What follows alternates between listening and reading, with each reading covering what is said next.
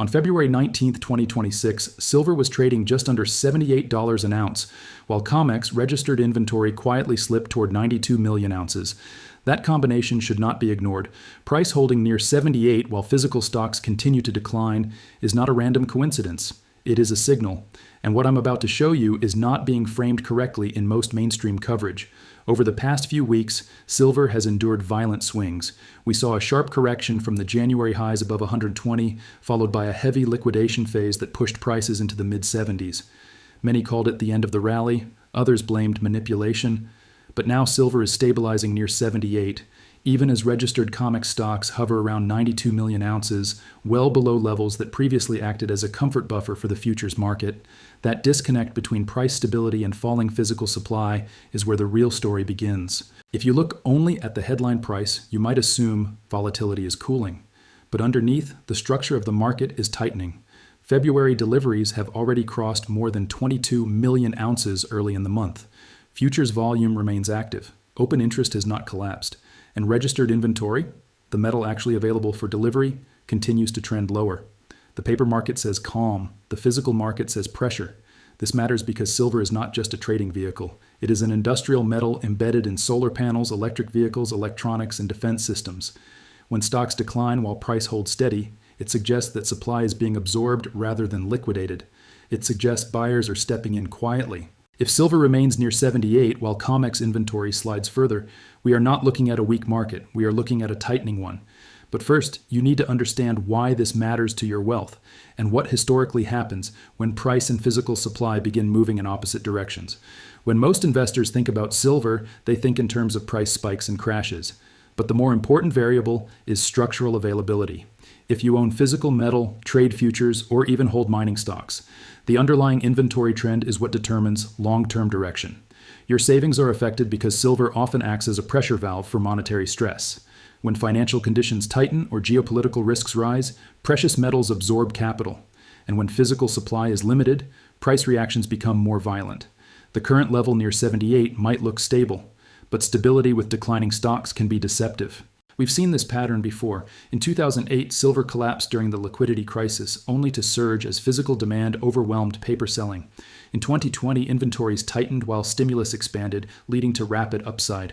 The early 1970s showed similar behavior. Initial volatility followed by supply-driven acceleration. Right now, the gold-silver ratio sits in the mid-60s, suggesting silver is not historically expensive relative to gold. Industrial demand remains strong, particularly in solar manufacturing. Even as some substitution headlines appear, overall silver usage remains substantial. Meanwhile, dealer premiums remain elevated, and certain retail products continue to show delivery delays. The scale matters. 92 million ounces in registered inventory may sound large, but in the context of global annual demand exceeding 650 million ounces, it is not excessive. When deliveries in a single month exceed 20 million ounces, that stockpile can shrink quickly. There is also a broader geographic tension. China's industrial policy remains supportive of manufacturing, while export controls tighten on certain materials. India's silver imports surged last year. These cross-currents mean physical flows are dynamic and politically sensitive. So when silver holds near 78 while inventory slides, it is not just a chart pattern, it is a structural development. And here's where we look at who actually drives these movements. Large banks and commercial traders have historically dominated silver futures positioning. Institutions like J.P. Morgan have often been cited as major participants in the paper market. CFTC reports show commercials adjusting net short exposure in response to volatility. Recently, speculative long positions have trimmed, while commercials reduced some net short exposure. That suggests de-risking rather than aggressive suppression. Financial motivation in this market is straightforward. Futures markets provide hedging tools for producers and industrial users. They also provide liquidity for funds. When volatility spikes, margin requirements increase, forcing weaker hands out. We saw margin hikes earlier this month. That contributed to the correction. But physical metal is a different game. Registered COMEX inventory represents deliverable supply. When that number trends lower during price stabilization, it indicates that metal is leaving exchange warehouses or being reclassified. Historically, banks operate within regulatory frameworks that allow position management but not outright inventory fabrication. Congressional hearings in the past have examined silver market structure, particularly after volatility episodes. While manipulation narratives trend online, verified reports often show that structural liquidation, not coordinated suppression, drives major corrections. The important takeaway is that volatility flushes leverage. After leverage clears, structural fundamentals reassert themselves. And to understand how we reach this point, we need to go back to earlier silver cycles. In 1980, silver surged dramatically before collapsing when leverage unwound, but physical scarcity did not disappear overnight. In 2011, another spike occurred as monetary fears dominated. Again, correction followed. Yet each cycle left the market with stronger awareness of supply constraints. After the 2008 crash, silver dropped below $9 before climbing above $40 within 3 years. In 2020, pandemic liquidation pushed prices sharply lower before stimulus, and supply disruption sent them higher. What is consistent across these cycles is this: when price stabilizes while inventories tighten, volatility tends to return upward rather than downward. Current levels are roughly 35% below the January peak above 120. That correction resembles prior post-spike consolidations. But unlike purely speculative episodes, today's environment includes persistent structural deficits reported for multiple consecutive years by industry groups. Now let's look directly at the numbers. Spot silver near $77 to $78. Intraday ranges between roughly 76 and 79. COMEX registered inventory near 92 million ounces as of the latest reports. February deliveries exceeding 22 million ounces early in the contract month. Open interest above 130,000 contracts. Futures volume recently around 44,000 contracts in active sessions. Dealer premiums for 1-ounce coins range between roughly $6 and $12 above spot, depending on product. That indicates continued retail demand. Fed assets remain above $6.6 trillion, with modest weekly adjustments but no major liquidity shock. Here's the critical observation. If inventory falls below 90 million, while deliveries remain elevated and price remains near 78, the supply cushion narrows. That does not guarantee an explosion, but it reduces margin for error. What they are not emphasizing is that inventory thresholds often act psychologically. When stocks drop below round numbers like 100 million or 90 million ounces, market participants notice. Risk managers adjust. Volatility premiums expand. And that's not even the most important part. Industrial users cannot wait for price dips indefinitely. If procurement managers anticipate higher prices or tighter supply, they accelerate purchases. That front-loads demand. Meanwhile, speculative traders watch support levels. Around 75 to 76 appears to be technical support. As long as silver holds above that zone, consolidation rather than collapse remains the dominant structure.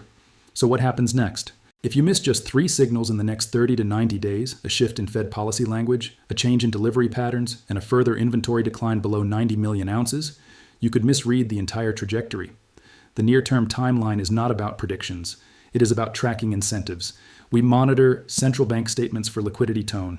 We watch CME warehouse reports for daily stock changes, and we observe futures spreads for signs of stress. There are 2 ways this plays out. In the optimistic scenario, inventory stabilizes above 90 million ounces. Deliveries moderate. Price consolidates between 75 and 85, building a base. Industrial demand remains steady. This would mean reduced volatility, but not weakness. For investors, that suggests accumulation zones rather than panic. But stability does not automatically mean protection. Even in consolidation, inflation erosion and currency shifts continue. If those conditions fail, if registered stocks fall sharply below 90 million, if deliveries spike again, if price breaks convincingly above 85 with volume, the trigger chain activates.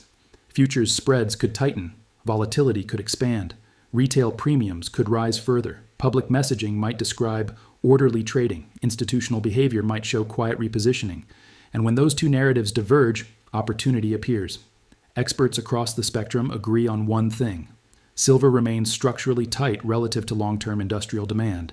Not everyone predicts explosive highs, but many acknowledge limited downside relative to structural deficits. The consensus is not that everything collapses.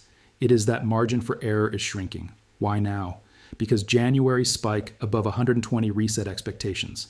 The correction flushed leverage. And now the market is testing whether 75 to 78 is a new structural floor or merely a pause. The final piece is inventory trajectory. If warehouse data confirms sustained decline without price collapse, that signals absorption. That moment would not be random. It would be confirmation. So what can you do starting today? Track 3 indicators weekly: COMEX registered inventory levels, delivery notices, and the gold-silver ratio. Maintain risk hygiene by avoiding excessive leverage in volatile contracts, and verify information using primary exchange data before reacting to headlines. You are not powerless. You are early if you pay attention.